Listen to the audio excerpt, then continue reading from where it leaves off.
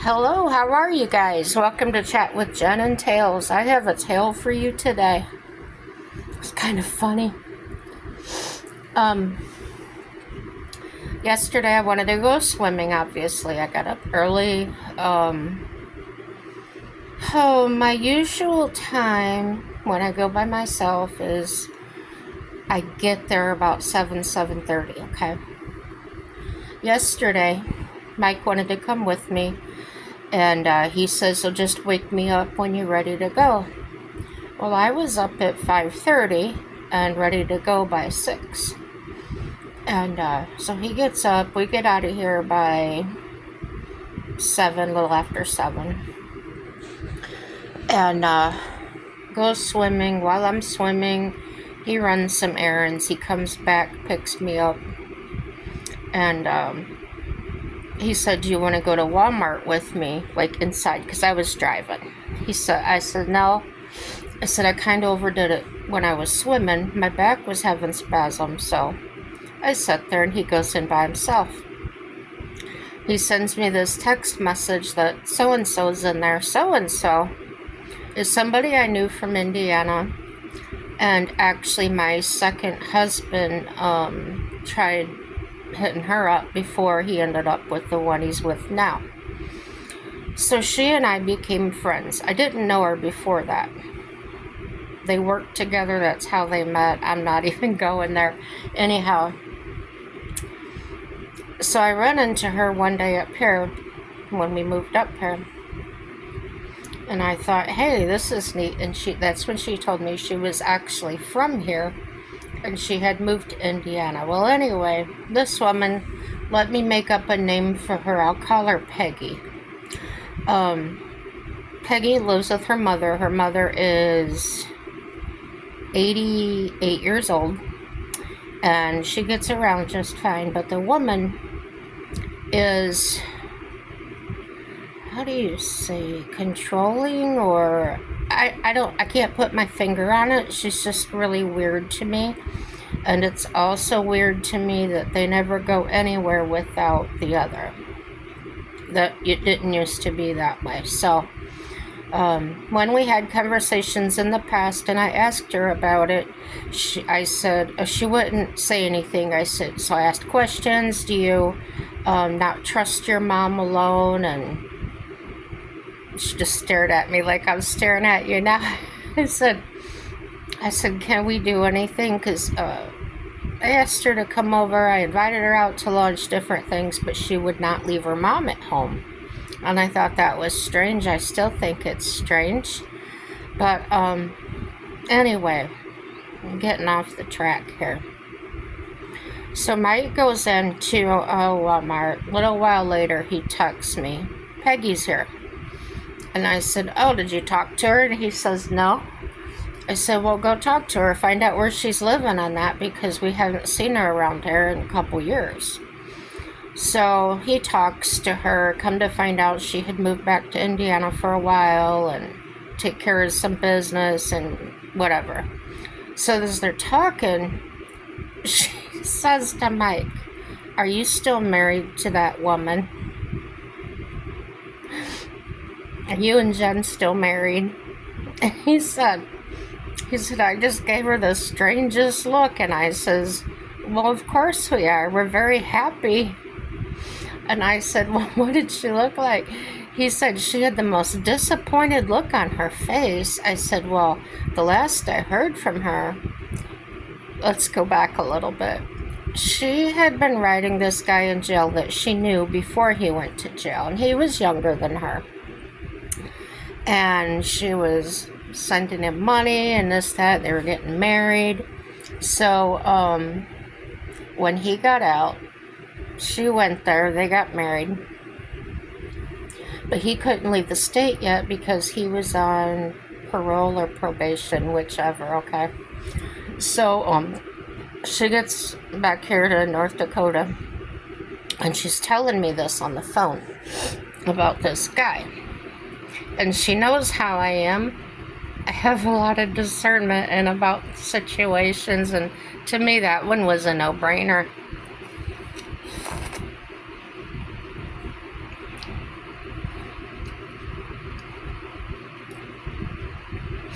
Sorry guys, I'm having a no eat day. I cannot eat anything this morning. When I went to the pool, I took a banana and some fresh strawberries, and I did get those to stay down. I'm not sick. This just happens time to time. Don't know why. So couldn't eat anything, so I'm eating some watermelon. Yeah, at least stay hydrated. So anywho, she marries this guy and he just puts it off and puts it off. He can't get up here. And I said, I'll bet you dimes to donuts he's got somebody else. And she says, no, I don't think so. And anyway, longer story shorter, they get divorced and she lost her money and everything else. Well, when we were up here, and she's telling me all this, right after Mike started getting his paychecks from McDonald's, she comes up and asks him for $500. And I'll pay you back. Well, we didn't see that again, which surprised us because we've loaned money back and forth before, and it's never been an issue.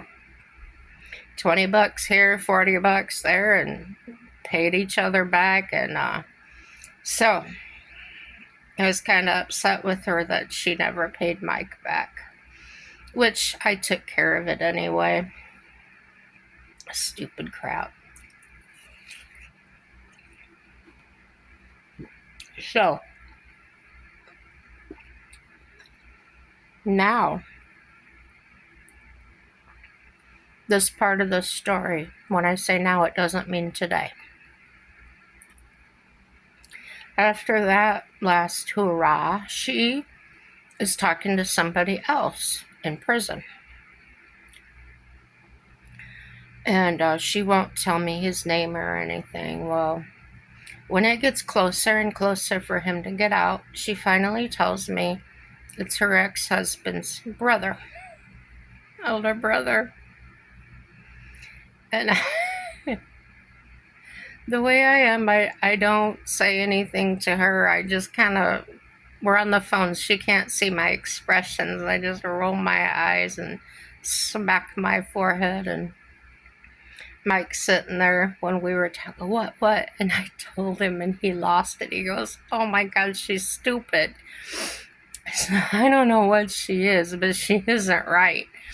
And so anyway, last I heard from her up here before she left was that they were just waiting for him to get out of prison. And they were going to be together. So yesterday was the first time we've seen her in a couple of years. And evidently it didn't work out with him either, because she's trying to pick up my man. And he's like, oh, hey, no, I'm not going there. He says she don't have any brains, and she's ugly. I said, well, I don't think she's an ugly person, but her exterior, she does not dress very well. She wears those big, I guess you call them athletic shorts that like basketball players wear. They're real big and baggy. You see a lot of guys wearing them around. So she kind of dresses like that, and they're hanging down to her ankles. And my word, she'll wear them with a dress shirt. I don't know. She's different. So it's nice to know that I'm safe in my marriage anyway. But yeah, so I've got some big muscle spasms in my back. I don't know what the heck's going on. On the left side, kind of above my pelvis. But anyway, I went swimming this morning. Oh my gosh, my cat woke me up at 4 o'clock this morning. Dear Jesus, what's wrong with my cat? So I get up and she watching behind her, wanting me to follow her. I follow her and she goes and sits by her dang food bowl. Her dry food bowl was empty. Oh, Lord forbid. So I put dry food in the bowl and I went on and got her a little wet food for her breakfast. And I looked at her and she's looking up at me. I said, "Are you good now?" And she goes, "Yep." Oh my gosh. So now I'm up, right? So I was like, well, heck with it. I'm going to go swimming. So I got my suit on and left. And it was really foggy this morning. Not smoke from Canada this time. It was fog. And get there. And I've never been that early before. I was there about just before 6 o'clock. And there were two women in there that I've never met before, probably because that's the time they go. And I was kind of looking forward to being by myself this morning. Just got some things I wanted to work out in my head, think about. But I did work out. I stayed only about an hour working out the whole time, and my back didn't bother me at all, even though it's been bothering me the last 2 days. So I come home and I lay down and I take my nap, yep, as usual. And when I wake up, go to the restroom, talk to Mike, and I go sit down in the wheelchair out there, basically because we don't have any other furniture. We just got a recliner lift chair. And he has one of those cushy desk chairs, I guess you call it. So we're sitting there talking, and I go to stand up to get some, I don't know, drink a milk or something. And that pain just like shot through me, and it's a sharp pain, and it takes my breath away. And I says to him, you know what? It could be from sitting in this darn wheelchair. It's old. It cushions like flattened out now. It's several years old. And he says that may be. So I'll have to try once again. If you guys watched my video about that whole mess and trying to get a wheelchair, oh my gosh. Thank God, thank heavens I don't have to be in it all the time anymore. I just have to take it with me. Well, like if I was going to a fair or a concert, somewhere there's a lot of walking, um, and it's not because of my knee. Well, it could be, I guess, if I was overdoing it, but it's mainly for the heart failure. If I get short-winded or something like that. Yeah, so we'll see what happens. I go Thursday for my nuclear stress test. Um, I haven't heard from them as far as the blood test results or the EKG. I'm assuming that if there was something wrong, they would have contacted me. I do see the results. They do send those to me on my phone, so I don't know what they are. I have to Google every single one of them. But yeah, so I'm going to keep the video short. Just wanted to share my funny story with you. Good times. Everything is going to work out for our good no matter what it is, guys. And I pray you have a happy day. Bye-bye.